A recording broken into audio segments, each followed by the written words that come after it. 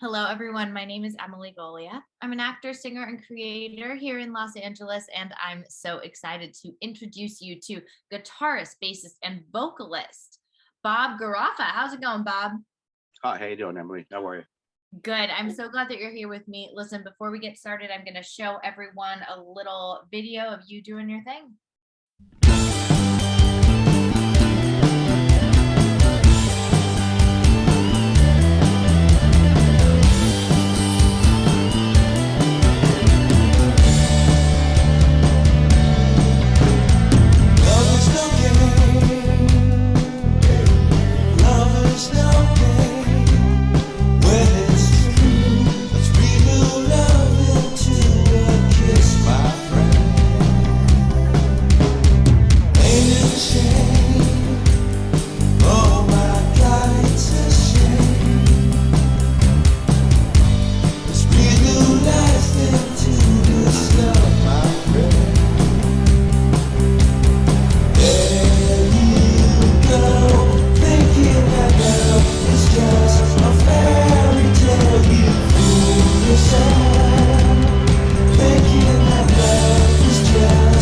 Tell me everything you already said because I loved everything you were saying about the mixing of it.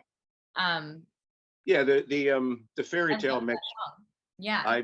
I put like number two, and I number the mixes because being a guitar player, I have a bad habit, like most guitar players that mix their stuff, of putting the guitars up too front, Yeah. far up too front and burying the drums and the other things. You can't help it because of the saturation, the high frequency saturation that happens. And my friend, who helped me out a lot and taught me out a lot about mixing and engineering, he was kind of like a computer wizard. I used to literally call him Techno Man, as a joke, in a playful way. He just told me you can't help it. You're a guitar player because we have a lot of high mid range frequencies in our leads and are very very high twangy, and the we get used to the high frequency. So if we were to actually mix something down, we have a habit of bringing the high mids and the mids up too much. And the drummers I've worked for, they actually laugh sometimes because they tell me the mix is really good, but the drums are buried.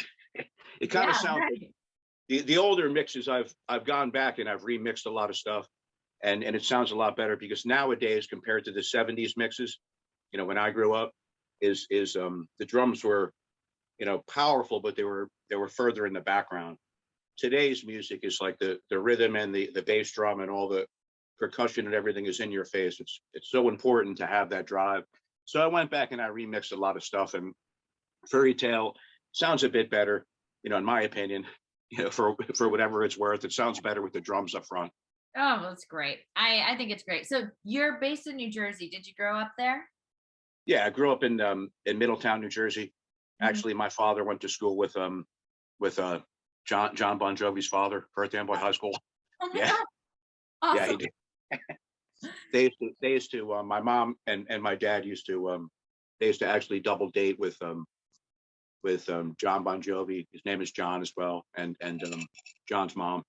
Oh my God. That My is brother, my amazing. brother Freddie and I were actually joking with my dad because we used to actually do some cover gigs years ago at the same place where John used to play, the Fountain Casino in South Amboy, off the Mhm. off the river there.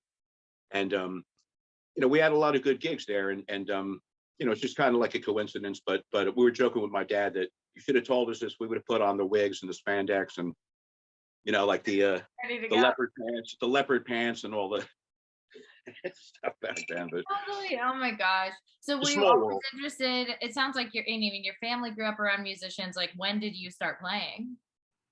I started playing when I was about 13, and kind of like Lon, my father's acoustic guitar that he really very rarely played. He kind of delved into it a little bit, but there was an old Yamaha guitar in the closet, kind of like a walk-in closet when we lived in Middletown. Hmm. And I just started playing the guitar, and I looked into a Mel Bay's book. Mel Bay was a very very popular guitar teacher, and he sold a lot of books. It's very very popular with guitar players like Mel Bay. If Yeah, you if you've ever seen the books and stuff like that, guitar instructor books and stuff totally. like that. Yeah, yeah, yeah. Of course. And I started just like learning the chords and just learn how important it is to memorize the different chord charts. because the difference on the guitar, which I have a bad habit or a good habit of, like, if I'm hanging out in the guitar centers, I'll come up to a young kid and I'll try to help him out with stuff that he's doing or whatever.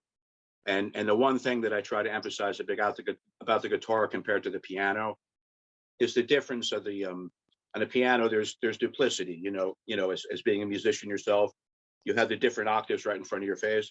Right. The difference between the guitars, you have to remind yourself of the different inversions because they're different. Right. You don't run into the parallel fifths anymore. You have to basically think more. And being a lead guitar player, not as visual. Yeah, you're constantly like darting back and forth and whatever. But what I've done recently is I'll tell you a funny story. I reached out to Steve Harvey, the comedian himself, because I saw something that he had been doing, and I saw a video that was really, heartfelt and touching.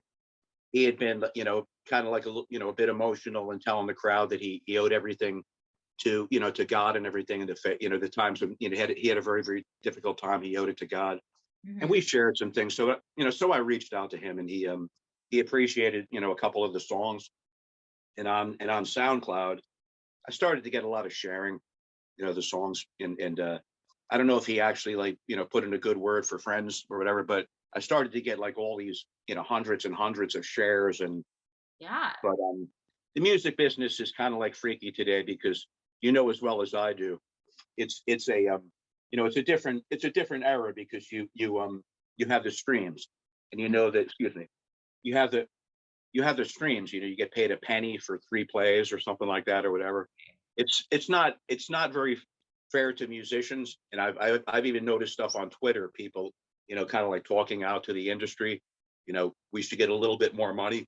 Because if you think about it, you being a musician yourself, and I don't know if do you write yourself?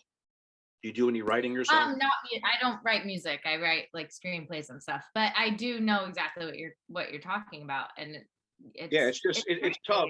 It's tough. Like it seems like the the business has some great opportunities, but you need to plug into like the licensing deals and the different aspects of the music business or whatever. But recently, like I said about Steve Harvey, he kind of helped me to I think, I don't know, I would assume, because I started to get a lot of like all this sharing and stuff on SoundCloud, and but it's not like the couple of songs went viral, but they started taking off pretty good, and I appreciated it. And I don't know if you realize it when you write like films or plays or anything, you might get a lot of different people that want to kind of like charge you money to promote you. They're kind of like sharks that come out after Yep, a bloody lamb chop in the water. All of a sudden, like all these people are asking you, from all over the place, like, can I help promote your stuff? And it's difficult to really trust somebody. But if you of course know Billie Eilish. Yeah. Of course you know Billie Eilish, right? Supposedly she put a lot of stuff on SoundCloud, and from what I read, I don't know if it's true or not, because not everything you read on the internet is true, but somebody posted that she put a lot of stuff, and she put a lot of songs all over the place on the different streaming sites, and that's how her stuff was exposed.